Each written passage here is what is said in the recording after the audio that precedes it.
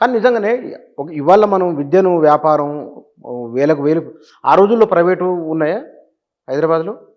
Private corporate, private అవన్నీ లేవు కదా! లేవు అప్పట్లో. లేవు. ముందు మేము స్కూల్‌లో చదివినప్పుడు ఎవరైనా ట్యూషన్ అనేది ఆ రోజుల్లో ప్రైవేట్ పోతుండే ఆయన అనేది.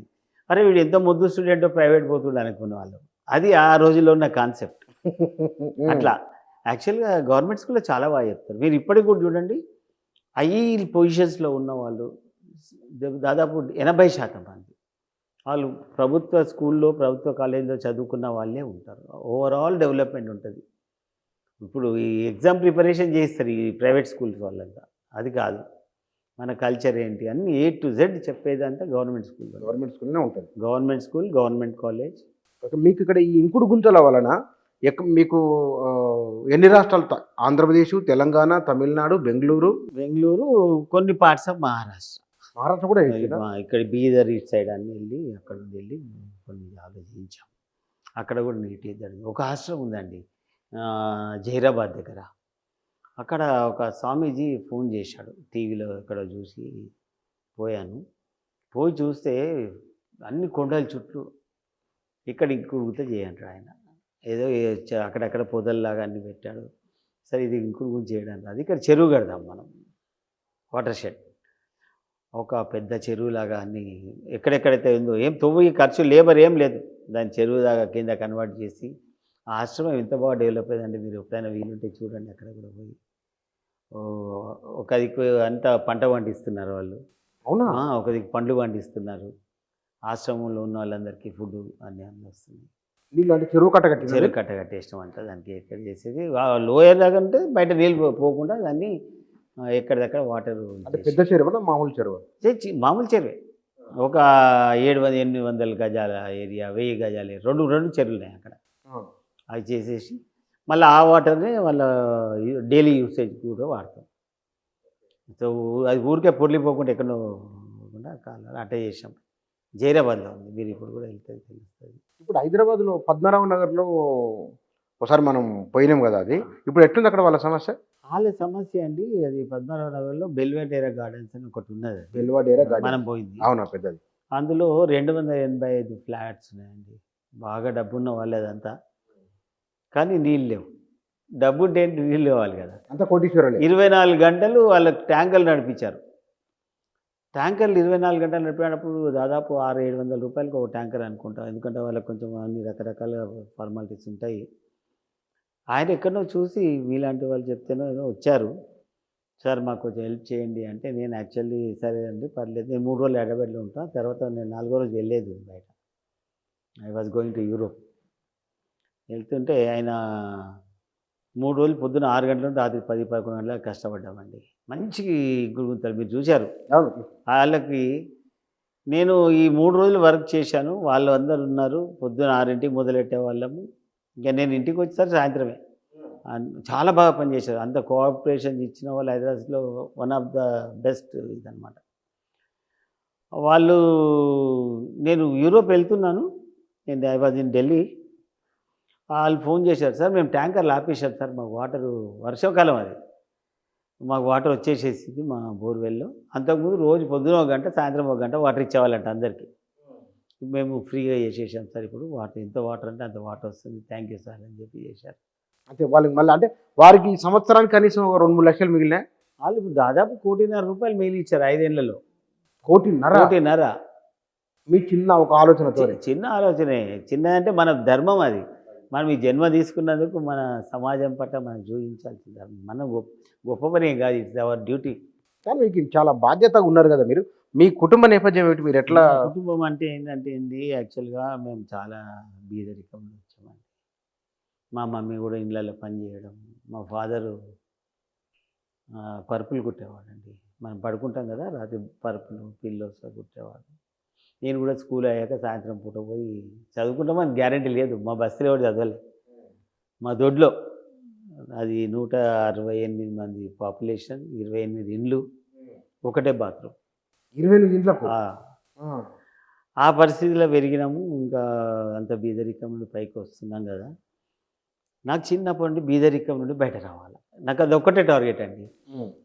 బీదరికం ఎంత దుర్భరంగా ఉండేదంటే ఆ రోజుల్లో, ఇప్పుడు కూడా అట్లాగే ఉందండి. డబ్బున్నవాడే దోస్తులు ఉంటారు.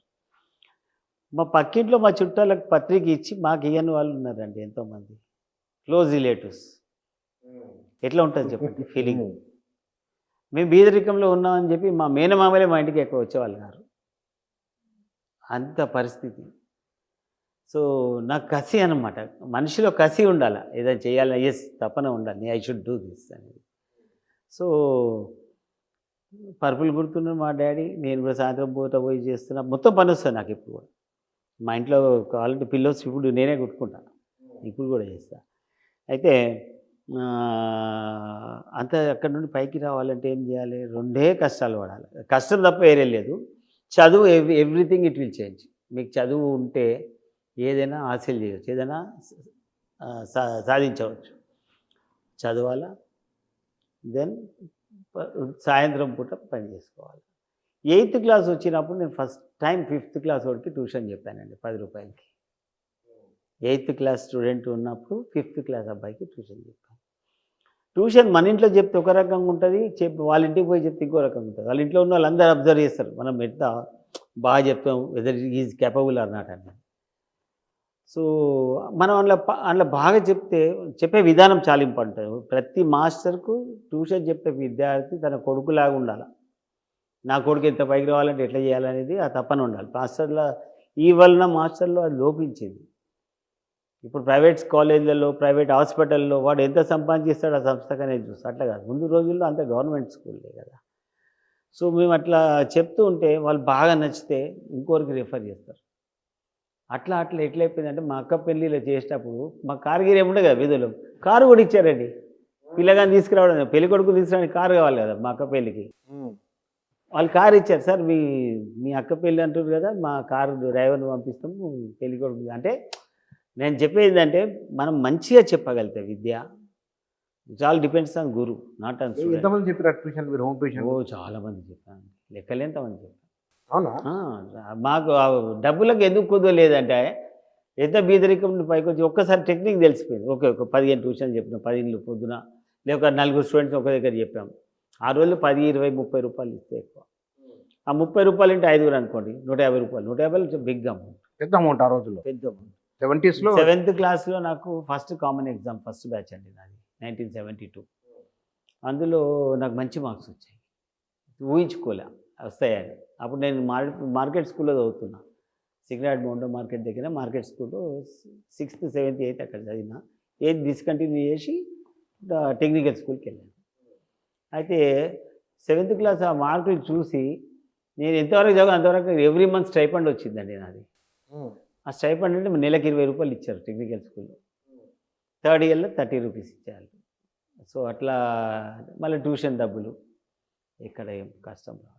ఇక నమ్మకం వచ్చింది. అంటే మీరు 8వ తరగతి నుంచి సంపాదన మొదలైంది మీది? మొదలైంది. అయితే నేను ఇప్పుడు దీపావళి ఉందనుకోండి, మీ అందరు దీపావళి సెలబ్రేట్ చేస్తారు. అందరూ ఎవరింట్లో అయినా, ఎవరైనా పిల్లలైనా. ఇంత పెద్ద గంప, ఆకుల గుల్ల అంటారు దాన్ని, ఆకుల గంప, దాని నిండా దూది పెట్టుకొని మార్కెట్లో 3 పైసలకి 5 పైసలకి దూది, పత్తులు ఒత్తులు చేయడానికి దూది వాడతారు కదా దీపావళికి.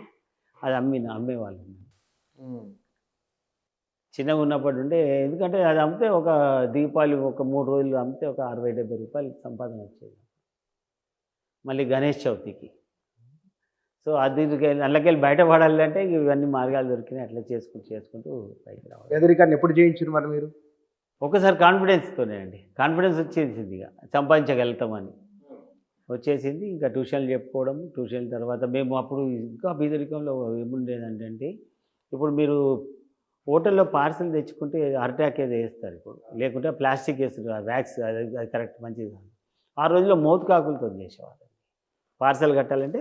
ఇడ్లీలు కానీ దోశ కానీ మోతుకాకులు మనకు యాదగిరిగుట్ట దగ్గర నుండి భువనగిరి, ఆలేరు అక్కడ తెంపుకొచ్చి మోండా మార్కెట్లో అమ్మేవాళ్ళు. మేము ఒక 10-15 కేజీలు తీసుకొచ్చి నేను, మా అమ్మ, మా నాన్న, 2 చెల్లెళ్ళు రాత్రి 12 గంటల వరకు కుట్టేవాళ్ళం. ఇస్తరాకులు కాదు, చిన్నగా ఉంటాయి అవి, పార్సల్ వరకే.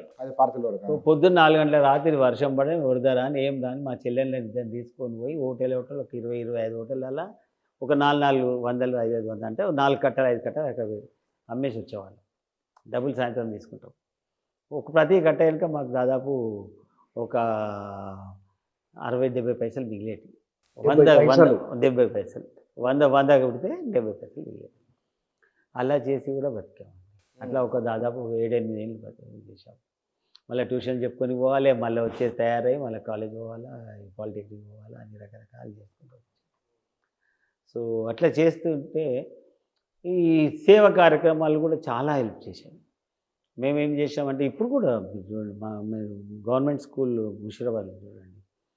అక్కడ పిల్లలకి ఎక్స్ట్రా ట్యూషన్ చెప్పి ఎక్స్ట్రా అవర్స్ క్లాసెస్ తీసుకొని వాళ్ళకి ఫుడ్కి ఇబ్బంది అవుతుంది. అందరూ పాపం చాలా బీద వాళ్ళ పిల్లలు, రిక్షా వాళ్ళ పిల్లలు, మూటలు మోసే వాళ్ళ పిల్లలు, వాళ్ళకి ఈవినింగ్ స్నాక్స్ అందిస్తామండి. అది మనది ఫ్యామిలీ పేరు మీదనే రాజుపేట చారిటబుల్ ట్రస్ట్ అని పెట్టాము.